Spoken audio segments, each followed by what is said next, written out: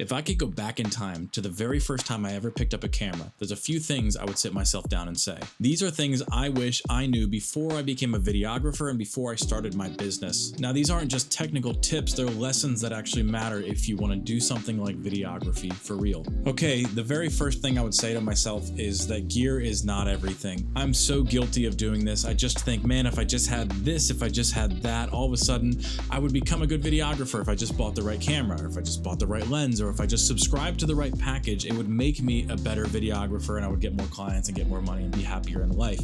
That's just not the case. The reality is most clients, especially in the business world, aren't going to ask you what kind of camera you're shooting on. They want to see what your final product looks like, who you've worked for, what you've done, what kind of video they can expect based on your past work. If you walked up to a random business and just flashed a nice camera in their face, they would just say probably something like, okay, so what? But if you went and showed them that you could make an effective, powerful marketing video for them that has helped other companies in town increase their business, that would actually sell. Now, I even went through different camera manufacturers and lens mounts trying to figure out what would make me a better videographer, or what would work, or what would get me more clients. And that's when I realized that good gear doesn't just make you a good videographer. What makes you a good videographer is knowing how to use the gear that you have, knowing how to get the maximum value out of your camera, even if it is a couple years older or 5 years old. It's knowing how to balance being technically proficient in your work, but also creatively artistic. So I would sit myself down and say something like, don't worry so much on what kind of camera you have, what kind of lens you have, about buying the next greatest thing and keeping an eye on what's about to be released.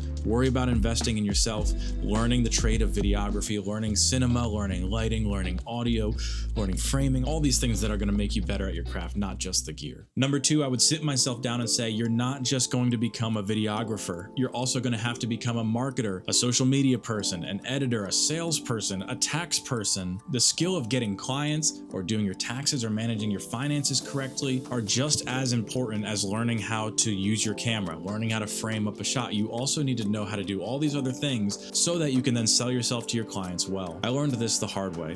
I put off learning about my taxes. Like I said before, I spent so much money on gear when I had no clue how to sell. I didn't prioritize working on my website to get my SEO okay, and I was really inconsistent in how I used social media and how I would post and when I would throw things out there, what kind of content I would put out. I had no plan. So if you want to go into the freelance market of videography, and really this works for most freelance jobs, you have to look at yourself as more than just what that craft is, more than just a camera operator, more than just a photographer, a painter, a chef, more than any of those things. You need to learn how to market yourself well. You need to learn how to pick up the phone and talk to somebody and sell your trade to them. You definitely need to learn how to manage your finances, how to create a budget, how to make sure you're on target to pay your taxes every year, how to get the most deductions possible. So when you're investing in yourself and you're learning how to frame something up nicely or light something properly, don't forget that you also need to invest in some of the other aspects of you as a person and you as a business. The next thing I would tell myself is that perfection can kill your progress. When you're early on and you're getting started, you can almost spend too much time in the edit room, too much time thinking about a caption or hashtags or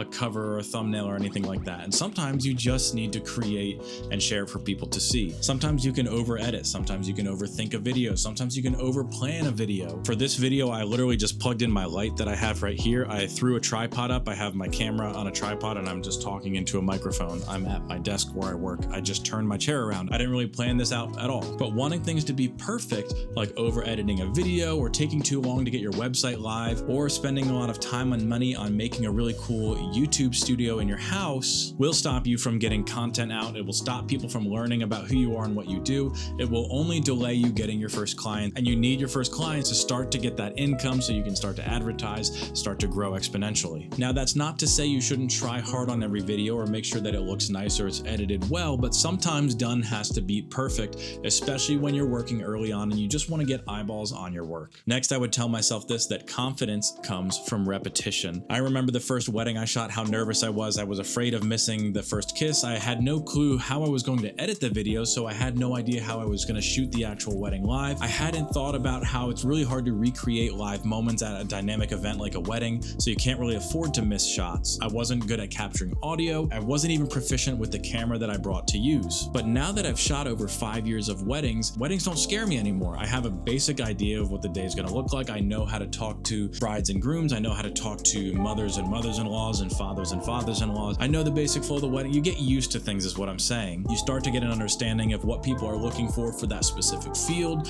You don't get nervous as much. You don't lose sleep the night before worrying about if you miss a shot. It just becomes another day at the office, just like any other job you've had in life. Anytime you start a new job, there's always that nervous, like, oh boy, like I have to learn how to do this stuff and somebody has to show me how this works and I need to remember how to do it. It's gonna be so embarrassing if I forget. That happens in any job you start, and it'll happen to you when you start your freelance career as well. But as time goes on and you get more settled in and you do more repetitions, you'll become so much more confident. And one little bonus for you, I didn't really plan this, but learn how to change your mind and learn how to humbly admit that you're wrong. A lot of times when we get proven wrong or somebody says something and corrects us, we want to double down and we want to say, no, here's why I'm right. One of the most mature things you can do is take a second, take a breath, look at the situation, and if you are wrong, recognize it and just say something like, that's a really good point. My mind's changed. I've done that a lot in my life, and there's a lot of times where I have failed at doing that and have doubled down and just wanted to prove I was right, and actually you end up making things worse. People really respect someone who is able to admit they were wrong